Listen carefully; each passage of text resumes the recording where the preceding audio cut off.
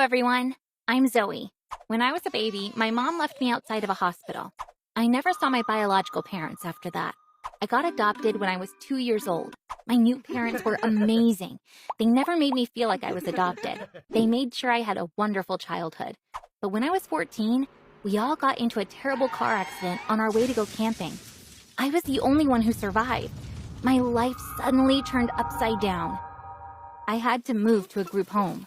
Most of the other kids there were around my age. Children usually get adopted at a younger age. Of course, that makes sense. Who wants to adopt a teenager? Adoptive parents generally prefer younger children so they can raise them however they want. I was there for almost a year. One morning, I was told the director wanted to see me. When I walked into his office, I saw that he was there with a woman. She stood up abruptly when she saw me. She stared at me. She seemed surprised. Without taking her eyes off me, she said, "Mr. Brown, let's proceed with the adoption." That's when I realized this was an adoption meeting. My legs started shaking. She said, "Welcome to our family. I can't wait for you to start calling me Mom," and gave me a hug. Even though I was really excited, something about her seemed off. She was supposed to come pick me up the next day. I was waiting in the front yard with my friends. I was watching the street. All of a sudden, we heard a loud noise coming from above. We looked up and saw a helicopter. I've never seen one so close. We watched as it landed on an empty lot next to our building. Then someone got out and started running towards us. I couldn't believe my eyes when I realized that it was my new mother. In the next couple of days, I would find out that I was adopted by a billionaire family who got around the city in a helicopter and traveled elsewhere in their private jet. But because I didn't know this at the time, being picked up in a helicopter was a huge surprise. After a 30-minute flight, we arrived at a property outside of the city. It was surrounded by high walls. There was a huge mansion in the middle with various small buildings around it. A luxury car came to get me and took me to one of those small buildings. When I walked in, a woman in a maid's costume welcomed me. She was staring at my face in shock. She looked paralyzed. When I blurted out, "Is this where I'll be staying?" she collected herself. She said, "I'll show you to your room, ma'am." I followed her. She left me in the room for a few hours before coming back. "Miss Abby is waiting for you." Was Abby my new mother's name? I didn't even know. It wasn't. It turned out Miss Abby was in charge of my education. She looked super strict. She handed me a piece of paper. It was a class schedule. Appearance class from 9 to 11 a.m. Speaking class from 11:30 a.m. to 1 p.m. Behavior class from 2 to 4 p.m. She realized I had no idea what was going on and said, "These are your special preparatory classes. You'll be able to join the family once you complete this program." When she said, "We also request that you go by the name Nicole instead of Zoe," I was taken aback. "Why?" I asked. In a formal tone, she said, "This is yet another condition you must fulfill in order to join the family." I didn't quite get what was happening, but I didn't like the sound of this. And I didn't even know that this was only the beginning. The next morning, the first class was appearance. There was a hairdresser. The guy cut my hair down to my shoulders. Then he dyed it light brown.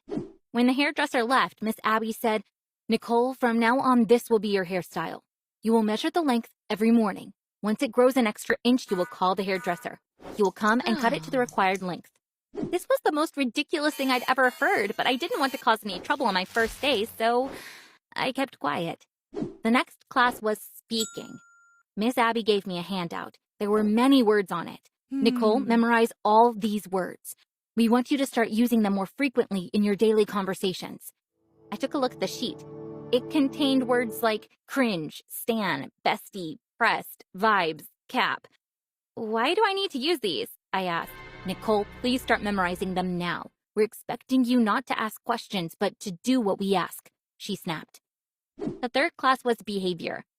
I learned a bunch of nonsense there as well. For example, I wasn't supposed to get up before 10 a.m., but I actually like waking up early.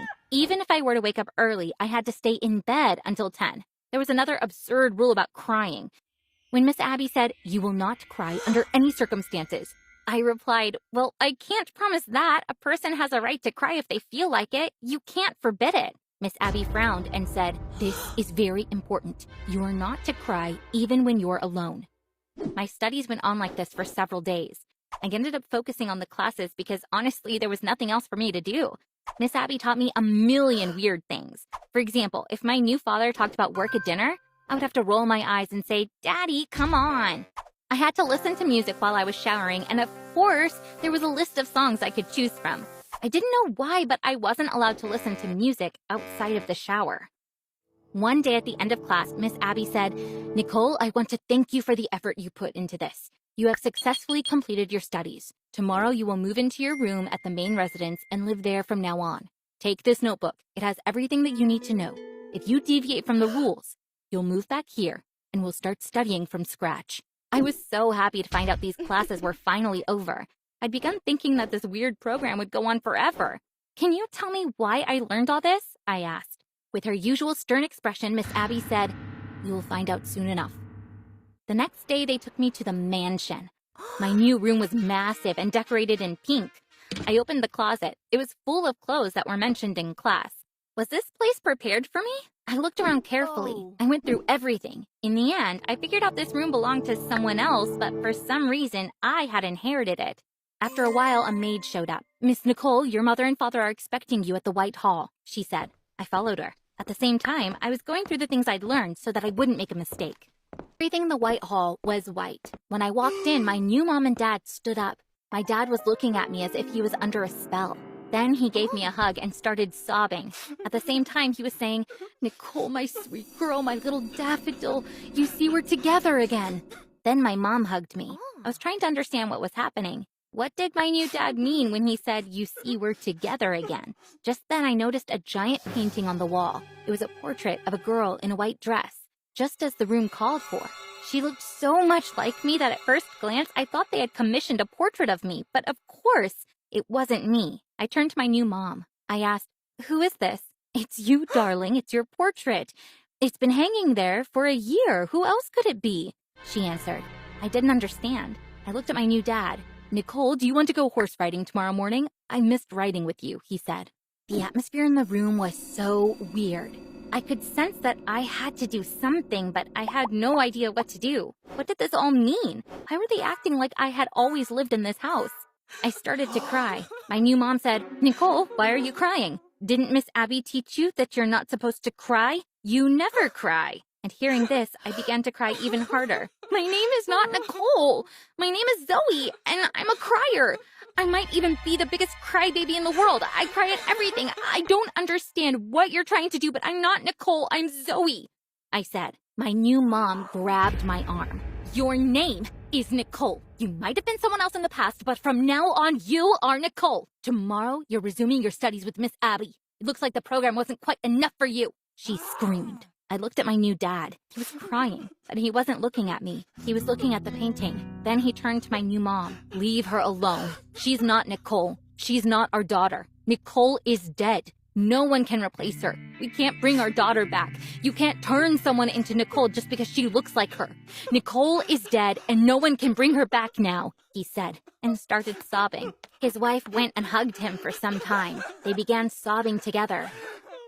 4 months passed after that night. You might be thinking that I went back to the group home. No, I'm still living with my new mom and dad because they came to my room the next morning. They admitted their mistake. They apologized to me. Our suffering clouded our thinking. We can now see how irrational it was to try to get you to do something like that, they said. Their daughter Nicole had been diagnosed with leukemia 2 years ago. The disease had already progressed too far. The treatments didn't work, and unfortunately, Nicole passed away last year. Because they didn't have any other children, they were incredibly distraught. They were both severely depressed. They were looking for a way to deal with the situation, and that's how they came up with this crazy idea. They looked for someone who looked like Nicole in all the group homes across the country. Finally, they found me. You already know the rest. They made my hair like hers, they dressed me like her, they tried to make me speak and act like her. I know it sounds preposterous, but they wanted to turn me into Nicole. However, that evening, they finally realized this was not possible.